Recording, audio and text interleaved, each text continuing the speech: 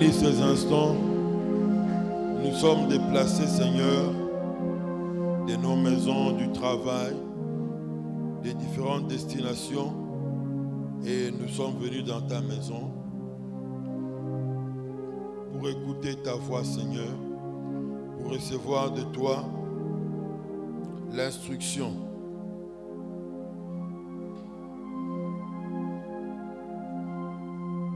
Laisse que ton esprit, Seigneur, m'utilise librement pour communiquer ce que tu as à communiquer à ton peuple. Te prions ainsi, nous te demandons ainsi, au nom de Jésus-Christ, notre Seigneur et Sauveur. Amen. Shalom.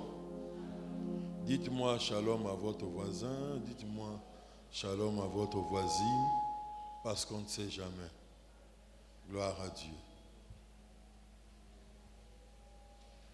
Alors, nous sommes toujours dans ce thème d'étude biblique, des pistes à exploiter pour évangéliser comme Jésus.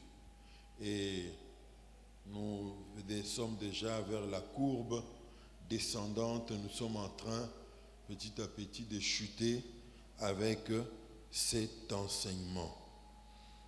La fois dernière, nous avons parlé des croyants par procuration.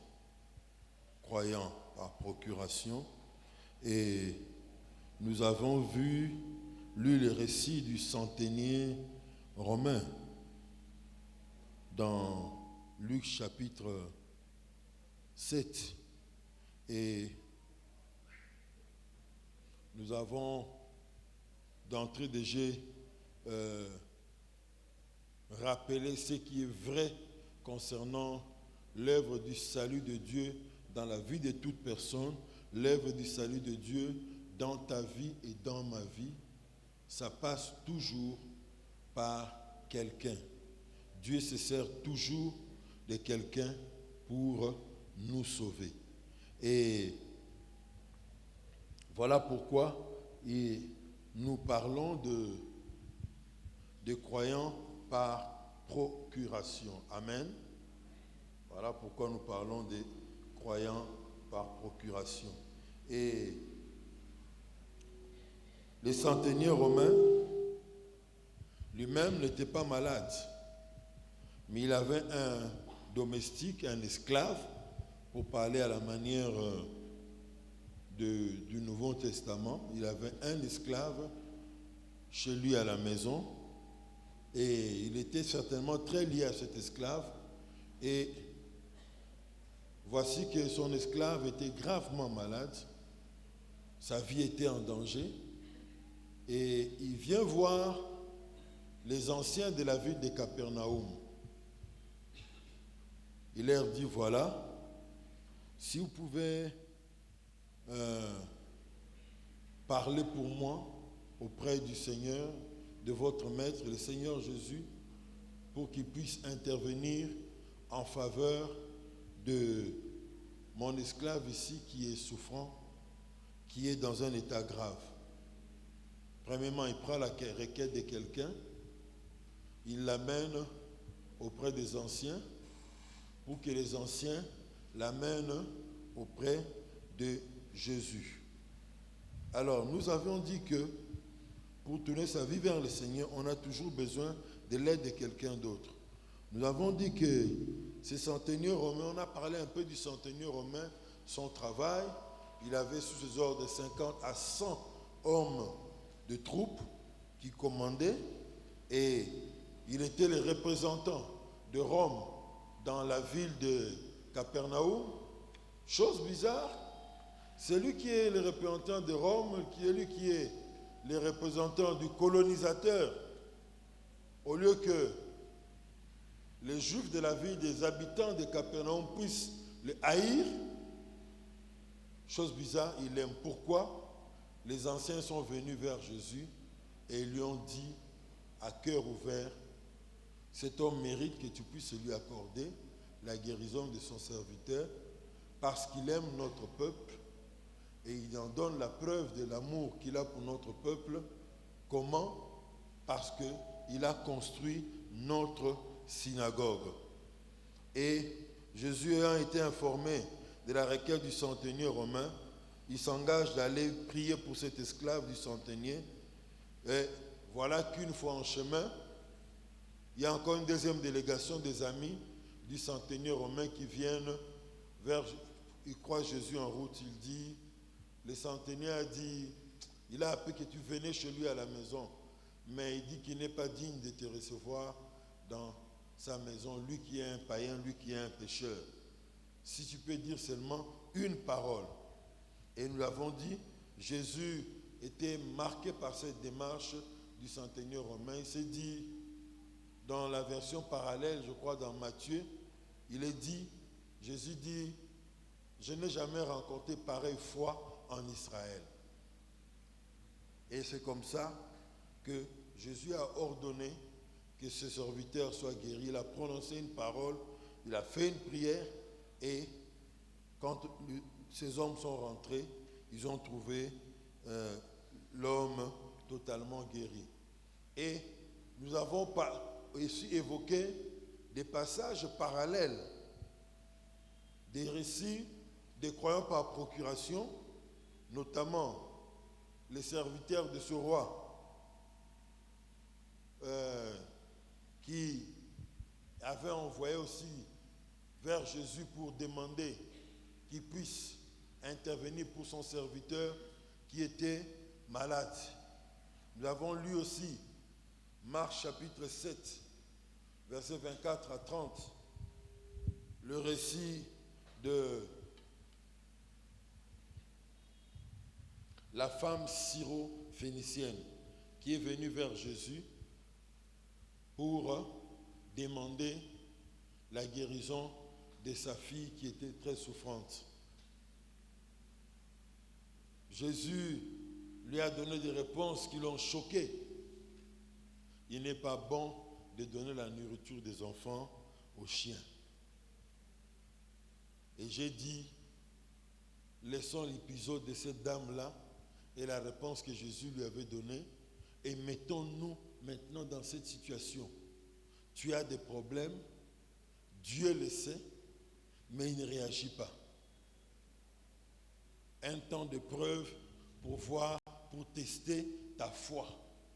Un peu comme notre père Abraham, Dieu lui donne l'enfant de la promesse et c'est le même Dieu qui vient lui dire encore, voilà, Abraham, donne-moi ton fils, ton unique, celui que tu aimes, Isaac.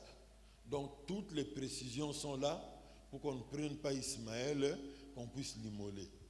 Ton fils, virgule, ton unique, celui que tu aimes, donc vraiment chaos debout. Tu ne peux même pas bouger pour prendre l'autre enfant. Alors, dans la vie des chrétiens, il peut arriver des épreuves comme ça. Tu n'as pas péché et Dieu veut voir jusqu'à quel point tu l'aimes. Il veut voir si tu es plus préoccupé par l'argent que lui. Si tu as besoin d'argent qu'il ne t'en donne pas, est-ce que tu l'aimeras toujours? Si ta santé est affectée, tu cries à lui, il ne te guérit pas, est-ce que tu vas toujours l'aimer? Alléluia. Et cette femme a répondu à Jésus d'une manière qui l'a marqué. Les récits des croyants par procuration, ceux qui ont le plus marqué Jésus, ils étaient des étrangers, vous le constatez, n'est-ce pas? Les centeniers romains, une très grande foi. La femme syro-phénicienne, quand Jésus lui dit, il n'est pas bon de donner la nourriture des enfants aux chiens, elle ne s'arrête pas là, elle ne s'avoue pas vaincue. Elle dit, Seigneur, même les chiens sous la table, ils mangent quand même les miettes que font tomber les enfants de la table. Alors le Seigneur s'étonne, il dit, oh, comme ta foi est grande. Si Dieu te fait passer, le Seigneur se fait passer par une épreuve aujourd'hui. Est-ce que tu sortiras vainqueur, tu vas marquer le ciel par ta foi? Que Dieu nous aide. Alléluia. Alors, la suite, ce sont les observations dont nous avions commencé déjà à parler.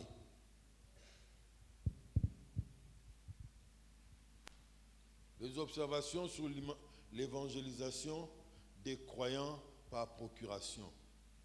La première observation, donc, c'est la foi en Jésus, la condition indiscutable pour voir sa prière être exaucée. Alléluia. La foi en Jésus est une des conditions pour voir votre prière être exaucée. Quelqu'un a dit, la monnaie avec laquelle on peut acheter au ciel, c'est la foi. Et au ciel, mes amis, ce n'est pas comme au Congo. Ce n'est pas comme au Congo, ce n'est pas comme à Dubaï, ce n'est pas comme en Chine. C'est comme les autres pays là. Là-bas, on n'achète qu'avec une seule monnaie, la monnaie locale. Et au ciel, la monnaie locale du ciel, c'est la foi. Alléluia. Tu as la foi, tu pourras obtenir auprès de Dieu. Tu n'as pas la foi, tu ne pourras pas obtenir. Alléluia. Et comme nous le disons ici, les principaux qui ont marqué le cœur du Seigneur dans les récits des croyants par procuration, ce sont des gens qui n'avaient aucun lien avec l'alliance de Dieu. Ce sont des gens qui n'avaient aucun lien avec le salut. Ils étaient des gens loin, loin, loin de Dieu, des personnes païennes. Mais leur foi a marqué le cœur de Dieu. Alléluia. Si tu vois, même dans une personne qui est loin de Dieu, des traces de foi, de confiance en Dieu, ce n'est pas pour rien que tu reçois ces enseignements. Tu peux te dire, non, non, non, il y a un travail de Dieu qui peut se faire ou qui est en train de se faire dans le cœur de cette personne. Alléluia. Je ne peux pas le laisser passer comme ça, que je lui parle du Seigneur, que je prie pour lui. Ce sera lui, ton croyant par procuration. Alléluia. La foi en Jésus est la condition indispensable pour voir sa prière être exaucée. Deuxième observation, la foi engendre toujours la foi. Celui qui a la foi va développer un climat de foi qui affectera les autres autour de lui. La foi engendre toujours la foi. Si tu as la foi, laisse-moi te dire, même si tu viens auprès d'un serviteur de Dieu, tu vas le marquer par ta foi, parce que ta foi va pousser sa foi à augmenter aussi. Alléluia. Jésus est marqué d'entendre les centeniers romains dire, je ne suis pas digne que tu entres dans ma maison. Moi aussi, je suis une autorité. Et en même temps, je suis sous l'ordre d'autres autorités, je suis leur subalterne. Quand ils donnent un ordre à mes autorités dans l'armée, ça s'exécute automatiquement, ça ne se discute pas. Et moi aussi, en tant que centenier, je pense centenier dans l'armée actuelle, on estime que c'est le grade de capitaine. Moi, en tant que capitaine, j'ai des soldats sous mes ordres. Et quand je leur intime un ordre, quand je dis quelque chose, ils ne peuvent pas discuter. Alors, dis seulement un mot et mon serviteur sera guéri. Jésus a été marqué, je peux dire ça a boosté la foi de cet homme, a boosté la foi de Jésus. Et le miracle s'est opéré. Alléluia. Je vais vous dire, peuple de Dieu, une chose. Un jour, il est vrai que les opérations du Saint-Esprit ne sont pas les mêmes chaque jour. Le Saint-Esprit a des choses qu'il veut opérer et des fois il peut faire un programme auquel nous ne nous attendons pas. Comme ce prédicateur qui est allé prêcher dans une cellule quelque part à la borne et à la fin de l'activité, il appelle les responsables de la cellule. Est-ce que vous avez bien préparé cette activité? Oh, pourquoi? Oui, on a bien préparé. Vous avez vraiment suffisamment prié pour cette activité. J'ai eu un service hier, quelque part là où j'étais allé. Mais c'était cocastique, c'était formidable.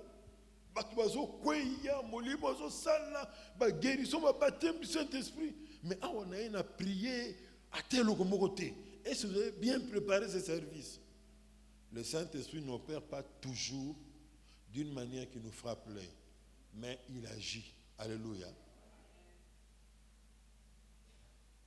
Mais ce que je veux faire ressortir ce soir, c'est une chose. C'est que j'ai constaté, j'ai dirigé les jeunes. Quand on avait retraite des jeunes, manifestation du Saint-Esprit de manière extraordinaire. Certaines actions même qu'on avait avec des jeunes, manifestation du Saint-Esprit extraordinaire. Mais vous venez dans la grande église, quand on a un culte ou une activité, le Saint-Esprit n'opère pas de la même manière. Non pas forcément par rapport à l'aspect que j'ai évoqué avant, que l'Esprit n'opère pas toujours chaque jour de la même manière. Mais pourquoi? Parce que Dieu ne voit pas des gens qui ont la soif de les rencontrer. Et même en tant que prédicateur, en tant que quelqu'un qui aime la vie de l'Esprit, je peux constater dans une assemblée que des gens sont venus pour autre chose, non pas la soif de voir Dieu en action. Comment allez-vous? Vous pouvez me poser la question de savoir comment. Eh bien, vous êtes dans un auditoire, dans un programme de prière, vous voyez des gens qui ont quitté leur maison, ils viennent à l'église pour dormir.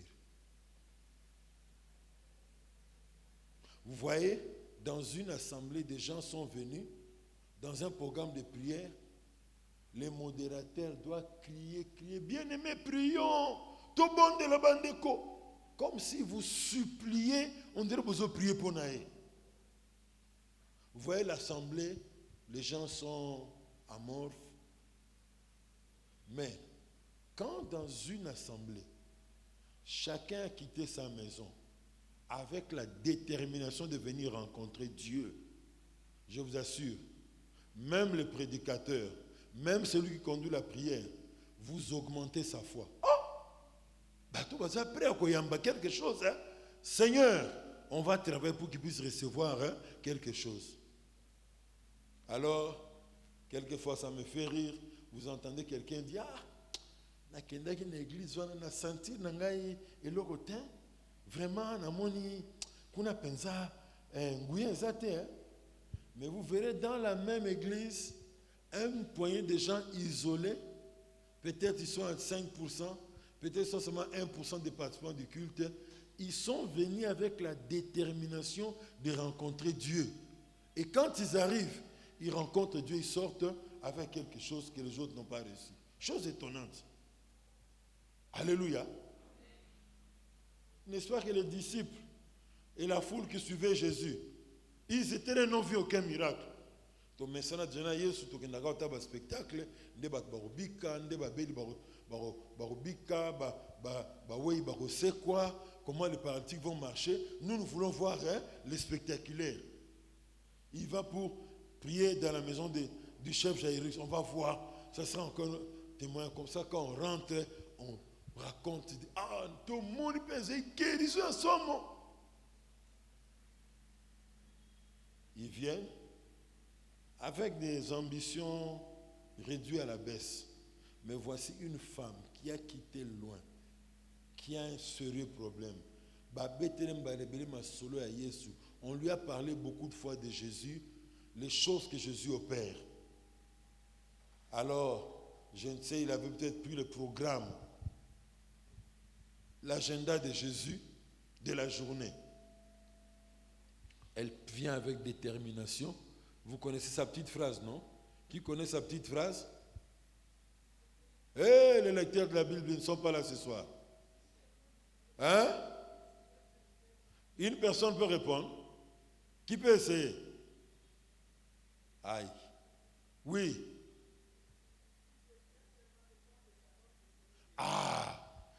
depuis Ndakunae, si je puis seulement toucher les pans de sa robe, n'a besoin de beteli solo, il y a les kamuranga pas maboko. Non. Des fois, on est étonné ici à l'église. Des fois, je raconte à Papa Michel ou à d'autres, je dis, levez-vous, on va prier pour vous. Nous prions avec foi. Mais vous voyez, après, la personne vient vous chercher toujours à côté, priez encore pour moi. Ah! Bon, là, j'accepte. Mais une fois, quand nous étions de l'autre côté à Makwala, une sœur est venue mardi me voir au bureau. On devait l'opérer, elle m'a demandé la prière. J'ai prié pour elle. 2 heures après, la personne revient. Parce que vous pouvez encore prier pour moi pour mon opération là. Nabi Ambalo, non, ça la s'est quitté. Ma soeur, là tu n'as plus besoin de la prière, tu as peur, je ne prierai pas pour toi. Sortez. Mais on a prié la première fois pour toi, on t'a même posé les mains. Tu ne crois pas dans cette prière là. Donc voyez-vous bien aimé, la femme a quitté chez elle avec soif, avec détermination, avec foi. Là où tous les autres, la multitude qui était là, ils n'ont rien senti dans leur corps. Ils n'ont rien reçu. Elle a touché ses mains, les pans de la robe de Jésus, et totalement guérie. Et Jésus a dit quoi? J'ai senti une force sortir de moi. Alléluia. Yangwana balingami ndeko. Avant de mandat pour une église, surtout quand tu vas aux outils dimanche na tongwana, bongamaka. Ne viens pas n'importe comment. Ne viens pas venez la Mwanza comme on dit à Kinshasa. Non. Préparez-vous. C'est un rendez-vous saint. On avait parlé dimanche de la maison de Dieu. C'est une maison qui nous connecte avec le ciel. Préparez-vous pour que quand vous venez, que vous puissiez venir avec détermination pour recevoir quelque chose. Alléluia. Une parole qui peut répondre aux questions que tu te poses peut-être depuis 20 ans. Peut-être une prière qui accordera la guérison, qui te donnera la foi pour que quand tu iras au travail, le problème auquel tu es confronté, que tu en trouves la solution. Alléluia. Et quand vous commencez à venir avec cette attitude-là, vos cultes même de dimanche seront différents. Amen. Un prédicateur peut se préparer, être connecté au ciel, être monté très haut. Mais si toi, le culte c'est juste un jeu de baby-foot, kicker, ou bien c'est juste pour toi comme un jonglage, comme ce monsieur qui est venu une fois à l'église, je les ai invités à l'église avec mon oncle, il regarde mon oncle et dit Olubinini, comme l'homme tout ça tu se distraire. Si tu viens à l'église pour te distraire, tu passeras ton temps et tu ne verras rien. Alléluia. Très important. La foi engendre la foi. Que ta foi pousse l'homme de Dieu, que ta foi pousse celui auprès de qui tu demandes la prière à voir que tu vises réellement, non pas selon la vue des hommes, mais tu es dans la vision de la grandeur de Dieu. Alléluia. Celui qui a la foi va développer un climat de foi qui affectera les autres autour de lui. Le travail d'évangélisation est étroitement lié à l'intercession. Alléluia. Il est étroitement lié à l'intercession. Et autre observation, on ne peut jamais parler de la vraie prière d'intercession sans amour. Si on aime quelqu'un, c'est alors qu'on s'engagera dans une prière fervente, dans une prière de détermination, dans une prière de tout cœur pour cette personne. Là où règne l'amour, nous pouvons voir des prières à la fois puissantes, persévérantes et remplies de fardeaux. Alléluia. là où règne l'amour, nous pouvons voir des prières puissantes, des prières persévérantes, des prières puissantes, c'est-à-dire qui touchent le cœur de Dieu et qui a des effets sur la terre, des prières persévérantes. On a prié une fois, mais on trouve que la vie de la personne n'a pas encore changé. On continuera à persévérer, à prier, et sont des prières remplies de fardeaux. Alléluia. On prie de tout son cœur. Et puisque nous disons que la prière, on ne peut jamais parler de la vraie prière d'intercession sans qu'il y ait amour, ça signifie en même temps que quand vous voyez dans des églises les gens être moins actifs,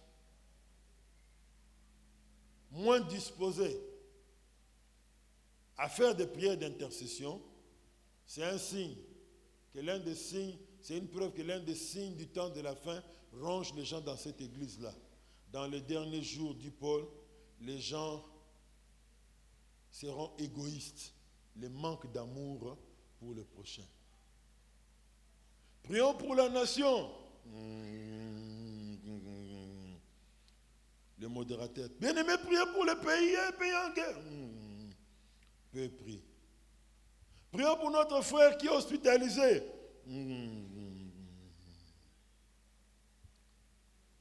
Bien-aimé, on va chasser tous les démons qui troublent la quiétude de ta famille. Batelemina kotelema. Maman Moussa tali puta kangi na loketo. Moutou Moussa tali non. Je dois bien serrer ma ceinture parce que je vais prier avec détermination. Pourquoi l'égoïsme dans la prière? C'est l'égoïsme dans la prière qui exprime le manque d'amour qui fait que nous ne pouvons pas prier pour les autres. Et quand on ne prie pas pour les autres, ce n'est pas étonnant qu'on puisse pas avoir, qu'on puisse manquer les soucis pour les âmes qui sont perdues. Alléluia. J'ai béni le Seigneur. Maître Kibongo travaillait avec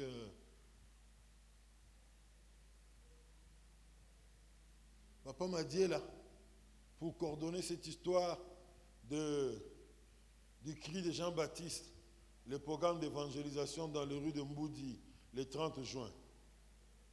Bon, on dit qu'il y avait à peu près 100 personnes, mais malgré cela, l'église, ce n'est pas 100 personnes. L'église, c'est 500 à 600 personnes ici.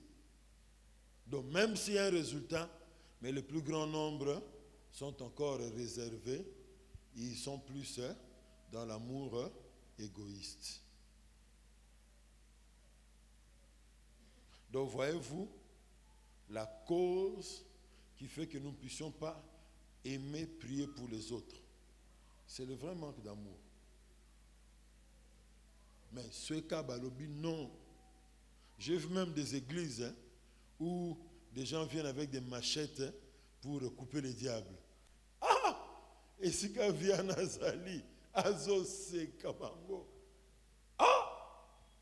Moi, on me coupe avec la machette. Il n'a pas un corps physique comme toi et moi. Il est esprit. Au cas de la machette, nengenini. Mais des gens sont déterminés, ils amènent leur machette pour couper les diables et les démons. Je me demande d'ailleurs, Dieu lui-même, il n'est pas jaloux quelque part.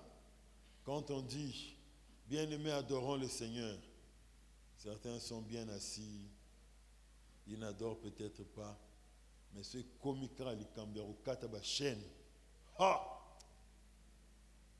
Voilà pourquoi, vous qui venez aux enseignements à l'église, vous devez comprendre ces choses.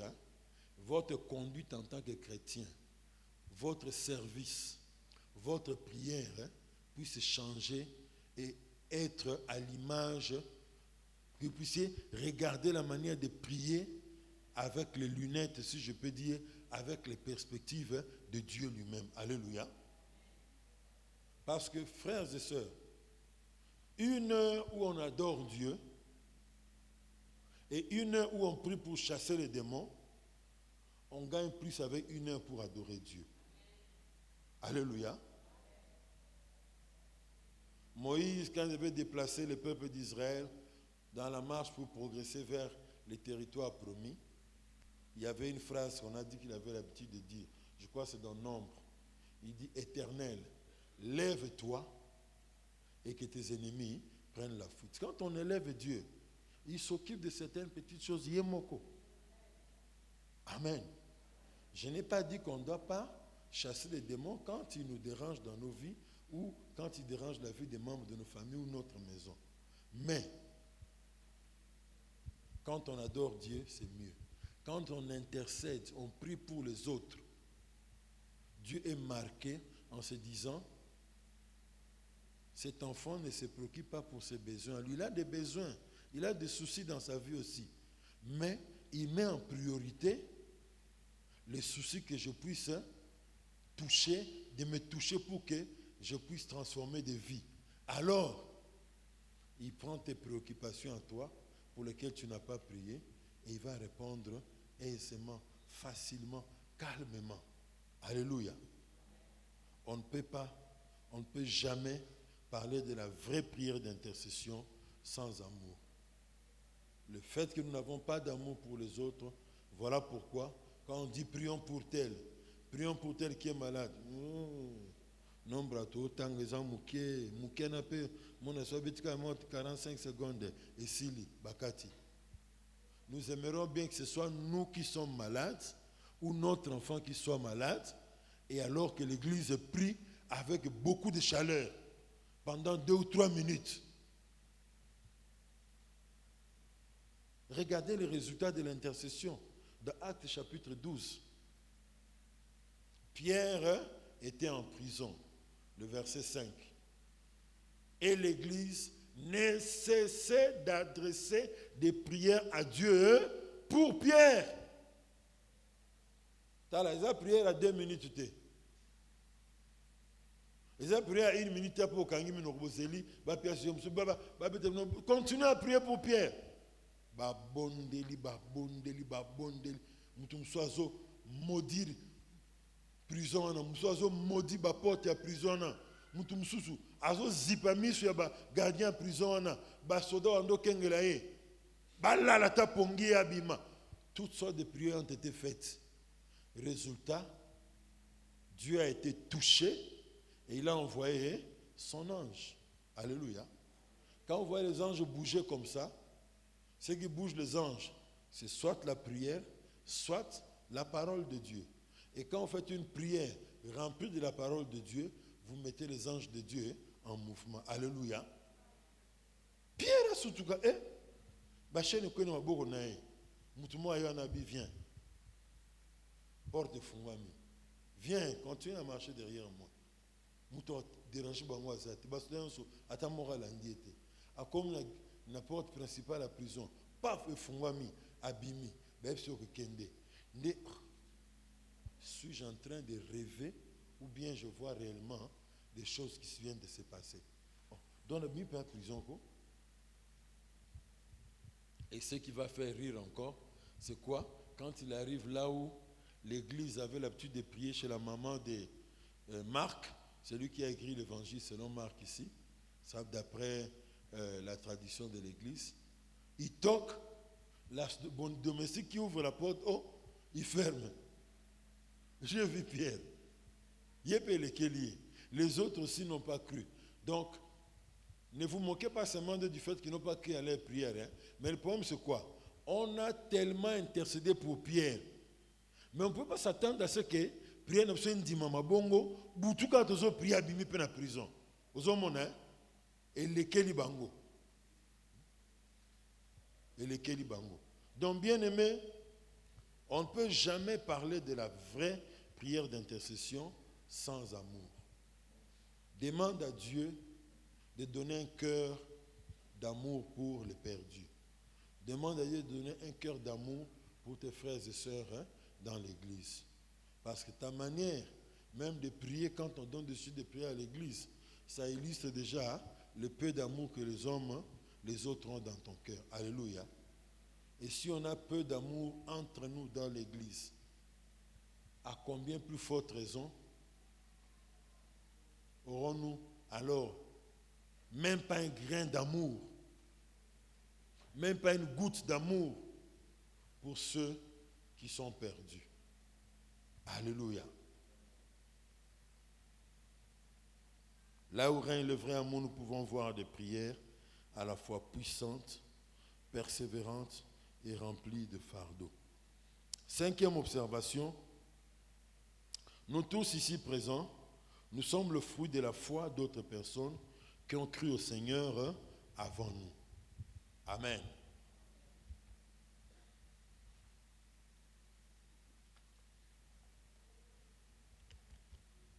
Quelqu'un t'a vu dans une vie de désordre, dans une vie de péché, et il a dit que c'est son cheval de bataille de prier pour ton salut. Il priait sans que tu le saches, jusqu'à ce qu'aujourd'hui, tu es devenu chrétien.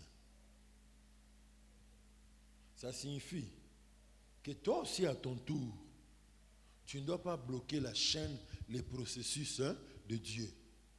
Tourne-toi vers quelqu'un qui ne connaît pas le Seigneur, autour de toi, dans ta famille, dans le quartier, et développe un fardeau pour cette personne-là, en priant pour son salut. Alléluia. Pour que la chaîne qui a commencé avant ne puisse pas s'arrêter. Mais pourquoi est-ce que nous arrêtons la chaîne de l'action de Dieu en ne priant pas pour les autres? Pourquoi nous arrêtons ainsi la chaîne de Dieu? Moi, je bénis le Seigneur pour les prières de ma mère en ma faveur.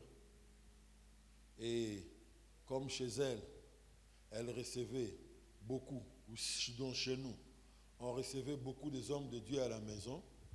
Je vous ai raconté comment, si ce dimanche, la maman va recevoir des serviteurs de Dieu venus de l'Équateur, ils vont manger, des serviteurs de Dieu, des milliers d'églises pentecôtistes. Il y a des étrangers qui viendront avec Nigériens, Camerounais, ainsi de suite, vont venir manger à la maison. Faux cop. Ah! Nous aujourd'hui on mangera soit en retard, soit on ne mangera rien de consistant. Ce qui se joue dans le dimanche, à Pondu Kaka, na mon pied di pembeni, mais joue pas celle dans un baroya. Tcha! Pondu n'a pas droit de citer. Pondu n'a pas droit de citer les choses meilleures. Mais, un peu comme ce que j'ai dit dimanche, concernant des paroles qu'il y a dans certains chants, je ne réalisais pas que la présence de ces hommes de Dieu dans notre maison, c'était un chemin que Dieu préparait pour que moi aussi, je puisse donner ma vie au Seigneur. Et bien plus, que moi aussi, je puisse faire le même travail qu'eux. Et peut-être, ceux de Mboudi ne sont pas beaucoup habitués à recevoir les hommes de Dieu chez eux à la maison, de une table. Mais les quelques-uns qui m'ont reçu chez eux, peut-être ça a provoqué la même réaction chez des enfants. Je ne sais. Mais les prières de ma mère, bref, et du fait qu'il en parlait aux hommes de Dieu, de prier aussi pour son fils aîné, ont eu pour résultat que moi, je donne ma vie au Seigneur. Et je n'ai pas donné vraiment ma vie au Seigneur. Oh, il y a moins d'ambou, 25%, 75%, entre guillemets, je me suis converti radicalement. Je n'oublierai jamais ces jours-là. J'étais encore à quelques semaines après avoir donné ma vie à Christ. Alors, j'ai passé au coin de notre rue. Je suis passé encore dernièrement avec les enfants, le 30 juin là-bas, avec mes enfants, à cet endroit-là. Un aîné du quartier à qui j'avais dit que je donnais ma vie à Christ, il s'était moqué de moi. Quand je lui ai dit, il a dit petit. Jean-Paul II, le pape. Quelqu'un a failli le tuer. Hein? Il a dit, je le pardonne, mais ça n'empêche pas que la justice puisse faire son travail. Comme pour dire que Bolé qui s'appelle dans la spiritualité. Alors il me voit au coin de la rue avec des amis avec qui, du quartier avec qui j'avais un petit échangé, on était dans de mauvaises vies. Il dit, hé, il n'est pas comme un frère en Christ. Ah, il n'est pas comme un frère en Christ. Oh, mais là, non. Ma chérie, ma fille, rien de ça. Rien. Même Fiona, rien. Oui, oui. Avec beaucoup de honte. Mais je disais, oui, je suis devenu enfant de Dieu. Pour ça répondre, pour ça Kima. Mais Dieu te dit, affronte-les. Montre-les que tu as changé d'identité. Je ne me suis pas converti que au combat est dans mon mais cigarette et en comme là, et mon classe aux autres trichés. Je me rappelle quand j'affronte l'université pour la première fois, ici à Delvaux, à Lucis, là où je faisais la médecine, la nièce d'un pasteur qui prêchait à la radio Saint-Malamou, qui habitait chez elle, en plein examen, Sabardé dit, frère Vincent, Nabi Nzambe. Moi, non, bali, facile de refuser. Moi aussi, on est tenté de dans pied et caca. Mais il y avait ce penchant, la paix, c'est réponse, il n'y a rien. Je suis devenu enfant de Dieu, je ne triche pas, je ne donne pas non plus de réponses en classe. Mais combien sont ici, Bétaramon a tricherie, très bien. Levez le doigt dans le cœur, je sais que vous êtes là. Ça me rappelle le témoignage de l'apôtre Dallot qui disait, quand il a donné sa vie au Seigneur, au campus, dans la faculté de droit, dans l'auditoire, tout le monde était en train de tricher. Ils avaient un collègue de classe, un papa un peu âgé là, par rapport à l'âge moyen de l'auditoire. Il dit, frère, mais les autres trichaient, il s'est tourné vers lui. Au Sambelaka, les autres trichaient, papa. Mais moi, je suis un enfant de Dieu. Donc, les prières de ma mère ont produit quelqu'un qui est radical avec le Seigneur.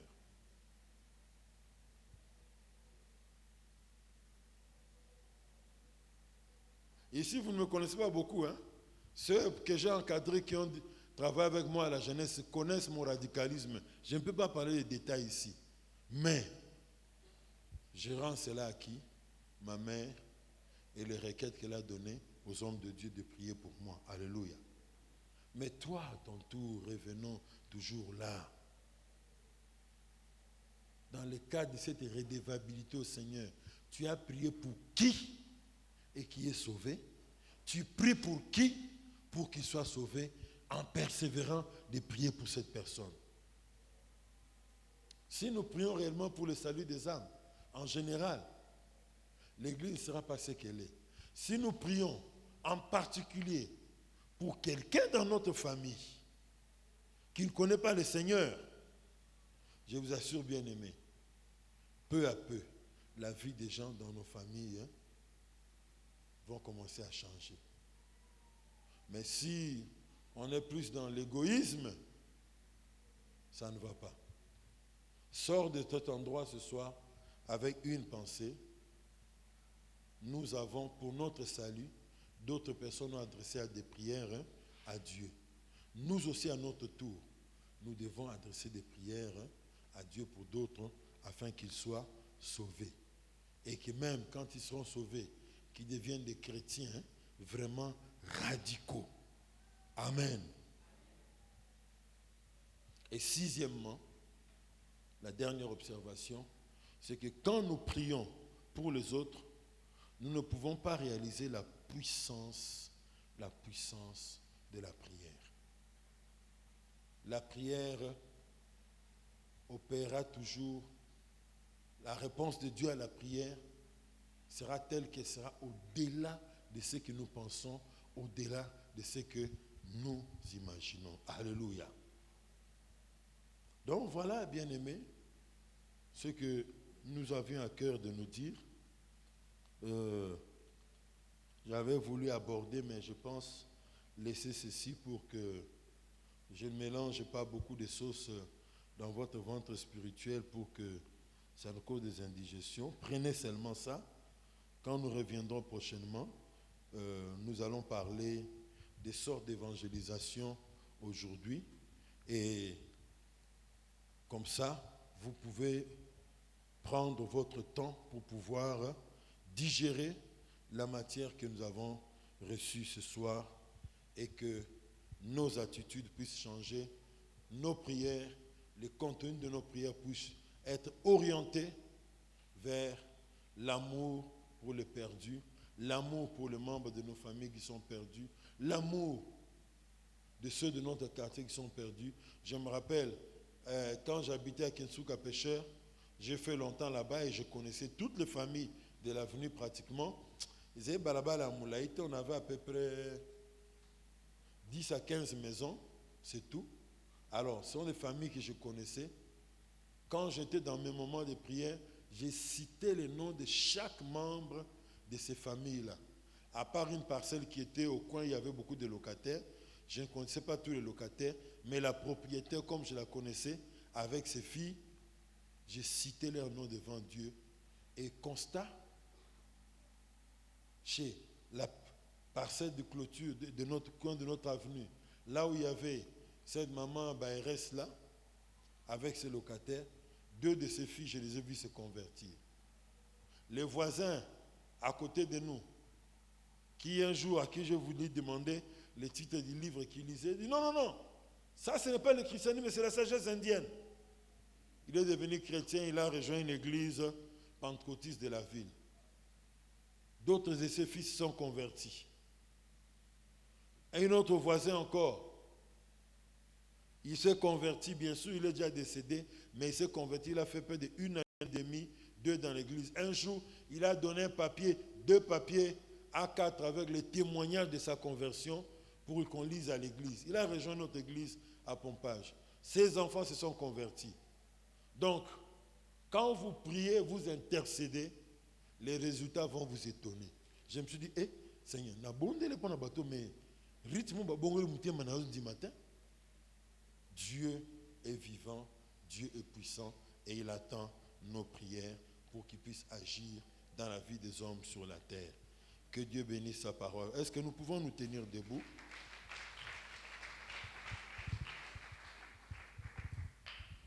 Nous allons parler au Seigneur. Dis au Seigneur,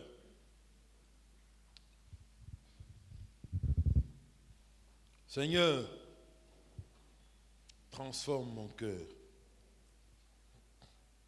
Mets en moi, Seigneur, les sentiments qu'il y a dans ton cœur. Mets en moi, Seigneur, les sentiments qui règnent dans ton cœur envers l'humanité. Dépose en moi la compassion pour les perdus. Dépose en moi, Seigneur, un fardeau pour prier pour ceux des membres de ma famille qui sont loin de toi. Au lieu que je les critique, au lieu que je dise qu'ils